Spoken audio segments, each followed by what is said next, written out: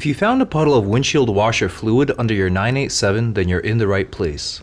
It's obviously an issue with the windshield washer system, but in this video we're going to share what the common cause is, share a diagnostic technique, and hopefully save you time.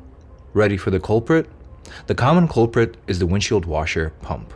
Here's one of the first things we see when we Google puddle under 987. As main soda says, washer pump looks seemingly innocuous, maybe a little bit of blue. Oh my gosh. And that's what he found inside.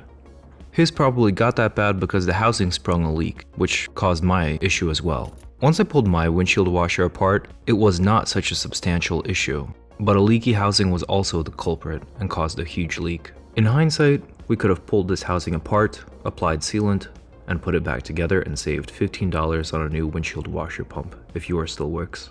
Finding the leak and saving time. Once you pull the wheel liner, refill the system. You'll see specifically where the fluid is leaking.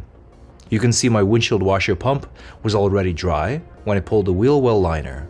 Then I refilled and saw the water coming from the common leak point on the pump. Less common but viable culprits are the reservoir and fluid level sensor. There's a grommet underneath the pump that I replaced while I was in there, just in case and to be thorough.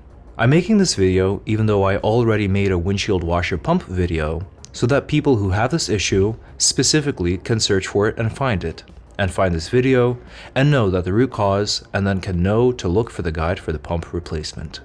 See my other cause videos, searching my channel by the word cause to see what other problems are caused by what.